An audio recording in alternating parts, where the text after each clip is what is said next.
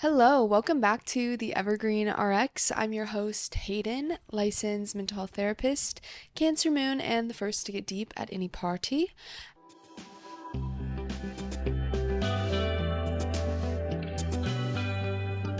And this is a little quick mini dose on how to maintain motivation. This came out of a listener question that was a follow up kind of after my episode on if you have too many goals. I think it's like Minidose 6.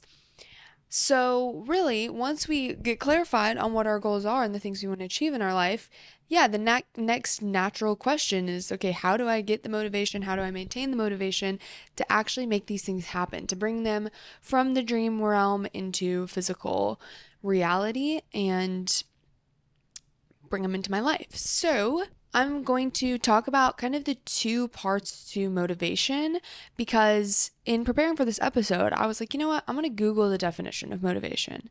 It's like the start to every great essay. Google the definition and then put that in your thesis statement. I don't know. I felt very like school. I'm going to the source. I'm going to the etymology of the word. But actually it ended up being super fruitful because motivation has kind of two different definitions for it. So one is the reason one has for acting or behaving a certain way. And then the other is the general desire or willingness to take action. So what I was hearing in that, and by looking at the synonyms of these definitions, one synonym was incentive and the other one was drive. Those are kind of two different things to me. Or at least they bring different kind of questions or things to utilize to increase your motivation. Incentive is the idea of like, why are you doing what you're doing? Why does it matter to you? And then drive is what I think we would all typically think motivation is. Like when we're talking about the word motivation, I think typically it's more of thinking about your drive to do things and I think we can get caught up on that because drive seems like it's something that's just like gifted to us. Like you have a lot of drive or you don't. People can be described as driven people. It seems more like a set thing. So what happens when you feel like you haven't been gifted that certain drive for a goal that you want to work on, or maybe you had it and then you lost it. And so, what do you do next? So I'm going to kind of take it from those two directions and give some tips. We'll talk about blocks to motivation, to things kind of outside of this incentive and drive that can also kind of explain why we might be having a hard time with motivating ourselves. And yeah, we'll get in and out on that, and hopefully you'll leave this episode feeling more motivated and ready to tackle whatever it is that you're wanting to make a reality. So first off is incentive. Like I said, this is kind of the why are you doing what you're doing question. So where's your motivation coming from? Off the bat, you want to really start looking at, is it intrinsic or extrinsic motivation? Intrinsic, meaning that it comes from a value, something inside of yourself, and extrinsic being it's based more off of outward achievement or success or what other people want for you. So we do know that intrinsic motivation usually is going to be more long-lasting or more pleasant to kind of pursue. So if we're doing something, if someone's becoming a doctor and one person is doing it because they want to help people, they feel a genuine passion towards medicine, versus someone that is doing it because they want to make money and they want to have DR in front of their name, both people might end up succeeding in becoming a doctor. But my guess is the one that has more of an extrinsic motivation could potentially be more burned out or lose steam over time and have trouble continually motivating themselves throughout the entire process. So when you're thinking about intrinsic motivation, you can kind of ask yourself, is this goal or habit value aligned? I also have an episode on values. I think it's episode 8, to help you determine what your values are, which is super important when you're thinking about intrinsic motivation. Because intrinsic it's almost like another word for value-based motivation. You know, does this align with your purpose? Your purpose being, creating connection or experiencing adventure and novelty or challenging yourself. Those are all values.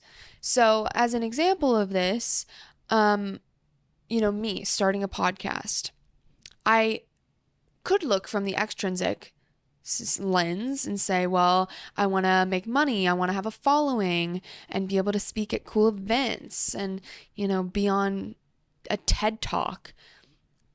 Okay, none of those things are bad, and maybe I do want those, but it's probably not going to keep me motivated in the day-to-day as much as the intrinsic value, which is I want to create a space of connection and community. Those are very deeply aligned for me. That's, who I want to be. I want to share my knowledge and experience with other people to help them. That keeps me going when I am posting episodes for, barely anyone to listen, especially at the beginning. Keeping me going with that, doing the work, putting in all the time and effort is really the purpose-driven side of things, not the one day maybe I'll be cool and, make a ton of money from being a podcaster. So another example of this would be like going to the gym. We can think of extrinsic motivation, like, wanting to look good so people are into you, or you can post really cool photos online, or, you fit into the size jeans that you want.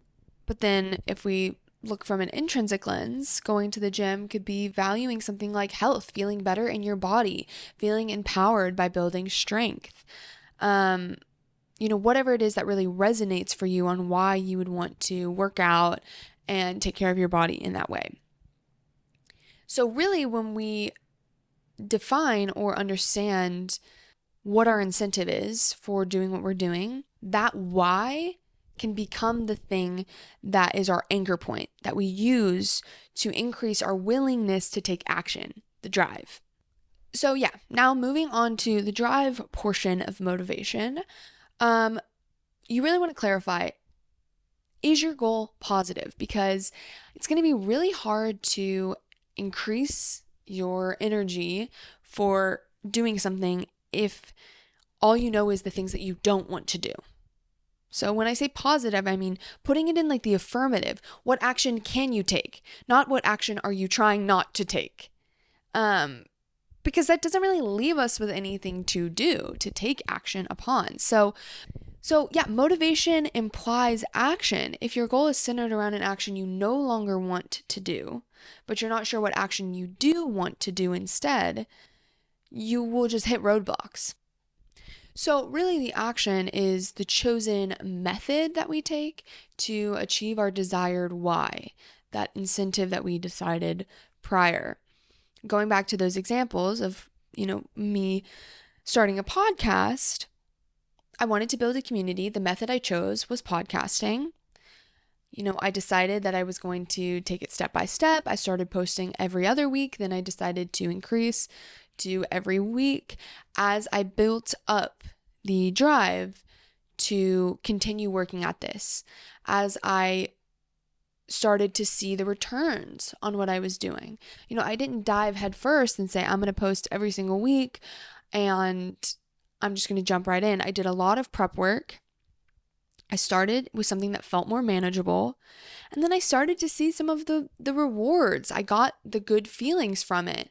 Seeing someone like a podcast of mine or ask a follow-up question or respond in the way that I was desiring by creating this platform, that built up more and more incentive and drive for me to want to keep doing it. Say like, okay, this is feeling good to me. I chose this method. I didn't know whether or not podcasting was really going to work for me, but it is. I'm enjoying it. I'm learning a lot just for myself, which is very motivating. And so now I can continue to build off of it and grow it. And it's almost like this, you start to create this positive feedback loop for yourself that keeps fueling your drive. to take action. So with the gym example, maybe at first you realize like, okay, I don't want to just sit on the couch after work every day. So you know what you don't want to do.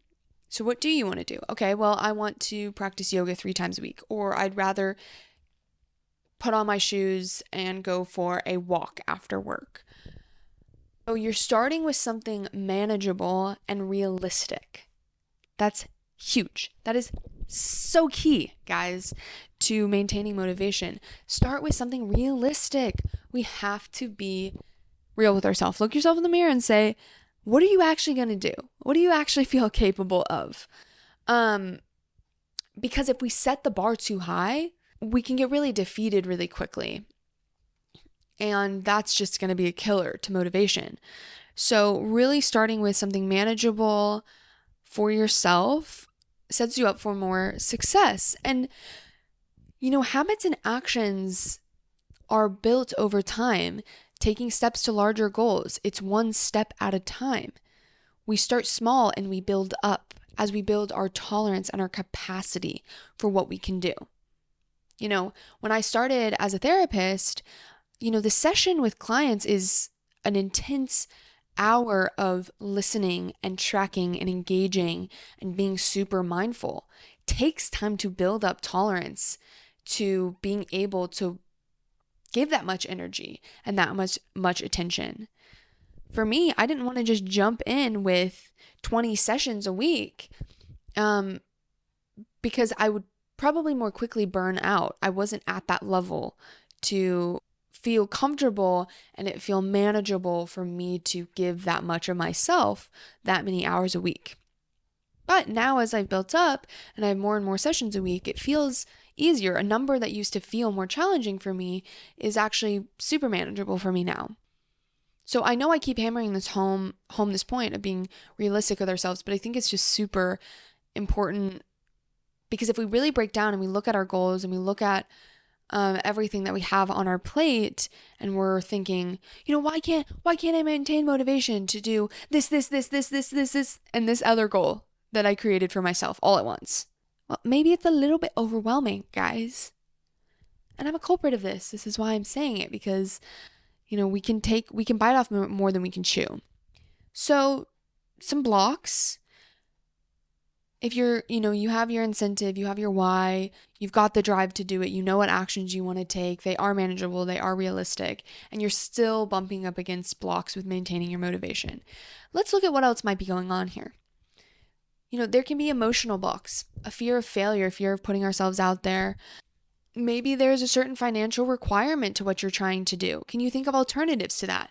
Maybe a gym membership is too expensive. Well, can you watch videos at home? Is there a subscription to certain workout classes that you can do from your house that's more affordable than a gym? There's also physical barriers. There are informational barriers. Like, is there a certain education and information that you need before you know where to start? Research and prep work into what you're doing. And then also mental blocks. I did an episode on this. It was my Minidose 8 on, why you don't feel deserving of good things, or this concept that I talk about in this episode called the upper limit problem, which is basically like, how much good do we think we can have in our lives? If we pursue this goal, or start to instill this habit in ourselves that makes us feel better and gets us closer to where we want to be, do we have mental and emotional blocks to our capacity to live in that positive space? Do we self-sabotage once we start getting the things that we want? Self-sabotaging can look like, not being able to get the motivation up to do something. When really that might not be the problem that's going on. There's something else. There's a belief. There's some conditioning there that is actually standing in our way. And once we clear that away, we might find that motivation, arises really naturally or comes on a lot more strongly. So some things to kind of leave you with, in addition to just maybe think about once you're, finished with this episode, is everyone has different sources of empowerment. Some people are really empowered by knowledge. Maybe you know the science behind why meditation is really good for you. And that's empowering enough for you to want to start a daily meditation practice. Or maybe experientially helps you gain motivation. You meditate every day and you notice the positive benefits in your life. So you find yourself wanting to do it more and more, and it becomes more naturally and inherently motivating because of those positive effects. Or maybe it's through the emotional impact that you have on yourself or others through what you're doing. This all kind of goes back to those incentives and that intrinsic drive for why you are doing what you're doing. And so, really learning what way you feel empowered. Do you need to just get out there and start doing it and see how it makes you feel? Or do you want to know why what you're doing is important? Do some research on it. So, leaning into those natural sources of empowerment and motivation for you and really utilizing those to your benefit. And if you walk away from this episode with nothing but this, I want you to know that motivation waxes and wanes, and that's normal and that's a part of life. It's okay.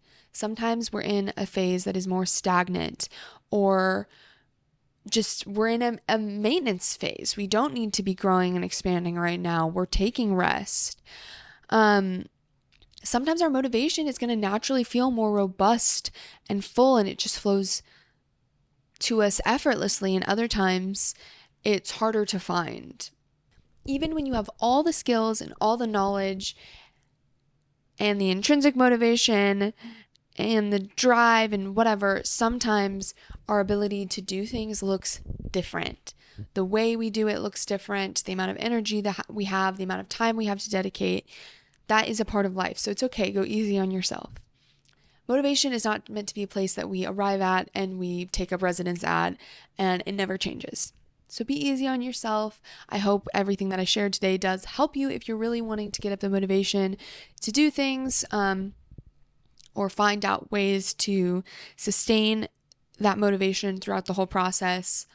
I hope that this was helpful. If it was, let me know. Tell me what worked for you, what didn't. If you have anything to add, reach out to me, and be sure to hit follow on this podcast so you don't miss a new episode. We're talking all things intentionality, mental health, spirituality, mindfulness, self-growth. It's a really cool place to be. I've got so many fantastic guests, more really amazing guests to come this season. So be sure that you don't miss it, and share it with a friend who you think might love to be a part of this community too. So thanks, guys. I appreciate you so much, and I'll catch you in the next one.